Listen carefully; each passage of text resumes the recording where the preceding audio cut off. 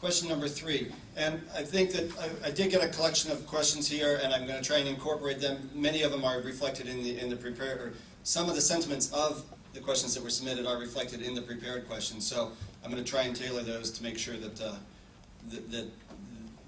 the things that are on your all's mind are also included in the conversation today.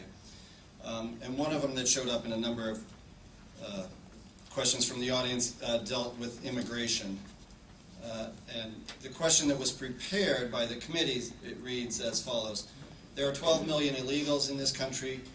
What do we do next to control and contain the huge cost of entitlements? And what is your position on revising the 14th Amendment to the Constitution?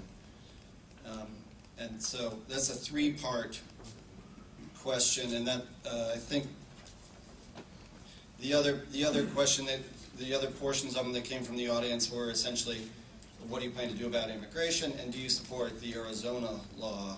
So I'm going to bring the Arizona law into the conversation. So there are 4 parts to it. We'll give them 2 minutes each. There are 12 million illegals in this country. What do we do next to control and contain the cost of entitlements? That's one. Number 2 is, let's talk about Arizona's tactic. And number 3 is revising the 14th Amendment to the Constitution. So we're beginning with you. Or would you addressing just number 1 first? No, all 3 of them in 2 minutes. Can we do that? Okay, I'll read them again. So the 3 parts, it's essentially the big topic is immigration, and you can go off in any direction you want. But three pegs for you are entitlements, Arizona law, and 14th Amendment to the Constitution. Okay. Well, let's see. How do we control and contain huge cost of entitlements? Oh, I'm sorry. One way to control the cost of entitlements would be to eliminate them. I know that is extreme, and you can't just suddenly tell everybody you're off the payroll. But we have to grow up now and realize that a diminishing number of working people cannot continue to pay for a growing number of entitlement, I don't want to say freeloaders, but sometimes they are, and people who are getting free money, whether they are illegal immigrants and they're taking advantage of what we offer, or whether they're Section 8 citizens. It's just not going to work. Something has to give, and are we willing to be politically correct and sacrifice our country and our economy to be politically correct? There are other ways to do things. As I said, charity is more productive. We have to cut back on the entitlements, and we're going to have to control the unions also to control the entitlements. The pensions are giant.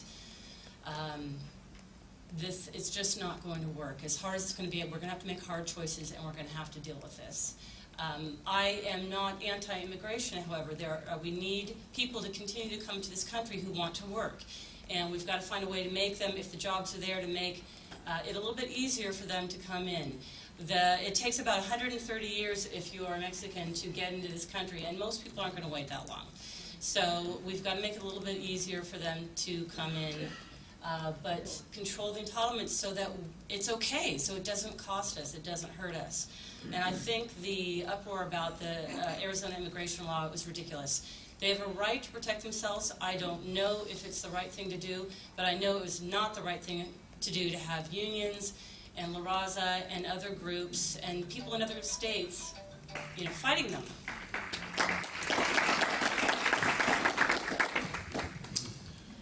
How many?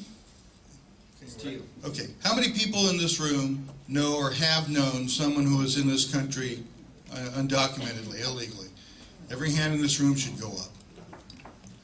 The 2 I can think of in my life, one was, if you could accept the term, cousin-in-law, who got snuck into this country on a student visa after being tortured trying to swim to Hong Kong. Another was a friend who came from Jamaica. I never thought of either of them as undocumented or illegal or controversial at the time. They both got into this country on student visas and stayed. They're both citizens now. We have a very serious need for a real reform of our immigration laws. We can't just let it go the way it is. Priority number 1 needs to be reuniting families. We can't go on separating families. We can't go on having families with one side. Like my cousin-in-law, he was snuck in by relatives. Fortunately, they had the resources to make him ultimately legal.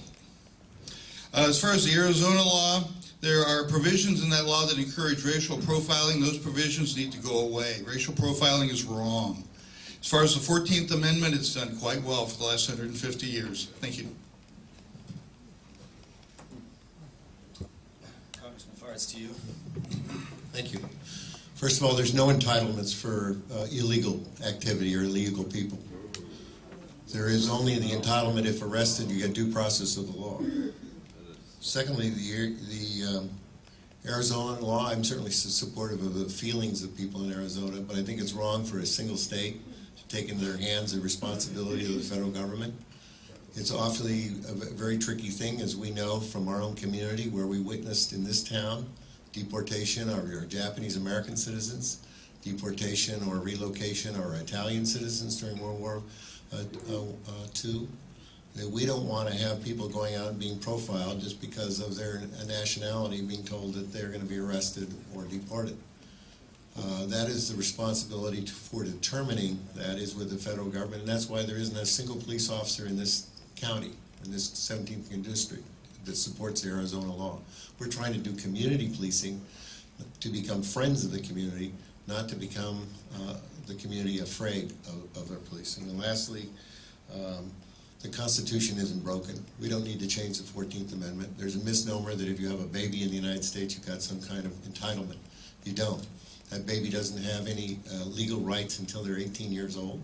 They can't keep their parent here. The parent, if deported, has the choice of leaving the baby with somebody else in this country, because the baby would be an American citizen, but the parent has to be deported. In every case I've seen, the American children go home with the mother. Mr. Taylor, 2 minutes for you.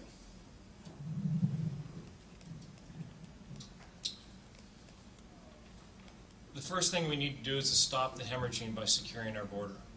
Once we've plugged the leak, we can work on the challenges of dealing with the illegal that are here today. Clearly, we need to develop a guest worker program that provides agricultural workers and others with legal status and employers with reliable, willing to work employees, while protecting U.S. sovereignty at the same time. What's going on today is irresponsible and inhumane. But the demand for comprehensive reform, rather than a thoughtful, simple, systematic approach to solving this immigration challenge, is stopping us from making any progress at all towards resolving our illegal immigration problem.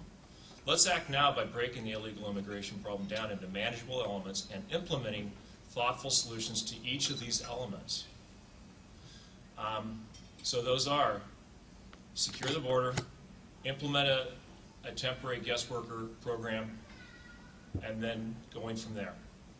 As far as AB 1070, I applaud the state of Arizona. The federal government, since the Reagan administration, I think it was in '84, was the last comprehensive immigration reform.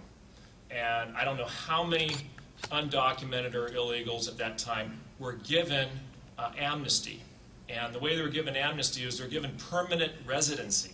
They weren't made citizens, but they were blessed with permanent residency if they qualified. And there are certain parameters. And then there's these whole new rules and regulations on how to come into the United States. The federal government has what's called a quota program under the H-2-1 and H-2-1 and H-2B program. It's broken. It doesn't work.